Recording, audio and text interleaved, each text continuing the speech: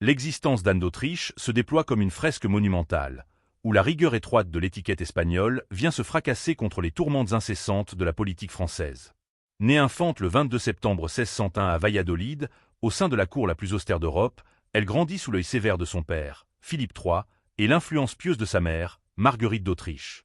En novembre 1615, elle franchit la frontière sur l'île des Faisans, au milieu de la rivière Bidassoa, pour être échangée contre Élisabeth de France.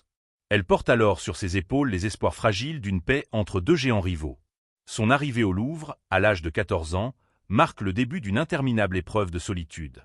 Elle découvre un époux, Louis XIII du nom, dont le tempérament mélancolique, bègue et méfiant interdit toute intimité véritable. Durant 2 décennies, cette reine demeure isolée dans une cour qui la suspecte de trahison, tandis que le cardinal de Richelieu tisse autour d'elle un réseau de surveillance impitoyable, allant jusqu'à fouiller ses papiers personnels lors de l'affaire du Val-de-Grâce.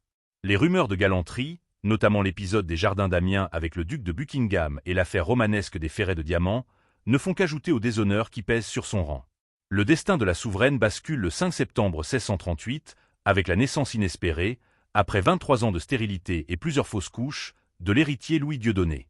Cet événement, qu'elle attribue à une intervention divine obtenue par les prières du frère Fiacre, transforme la reine délaissée en une mère habitée par une mission sacrée. À la mort du roi en 1643, elle révèle un génie politique insoupçonné. Bravant les volontés testamentaires de son mari qui souhaitait limiter ses droits, elle se rend au Parlement de Paris, fait casser l'acte royal et s'empare de la régence.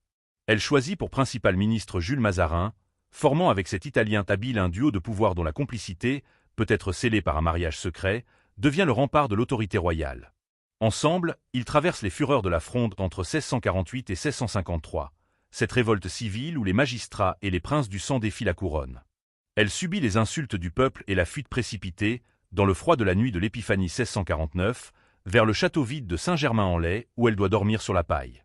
Elle fait face avec un sang-froid héroïque lorsque la foule envahit le Louvre en février 1651, obligeant les révoltés à défiler devant le lit de son fils qui feint un sommeil profond.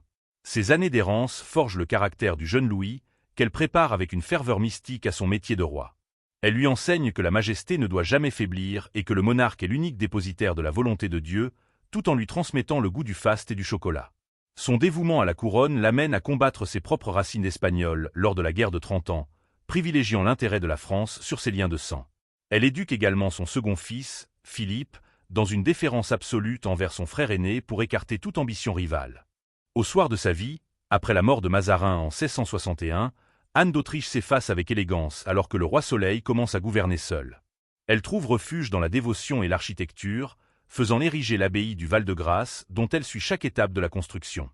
Même rongée par un cancer du sein cruel qu'elle endure stoïquement, refusant de se plaindre malgré les traitements barbares, elle demeure pour son fils la seule autorité morale capable de l'impressionner.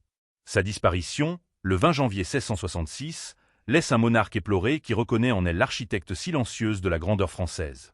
Elle emporte dans sa tombe à Saint-Denis les secrets d'un cœur qui aura battu pour 2 patries, mais dont la loyauté finale assura la pérennité de l'absolutisme.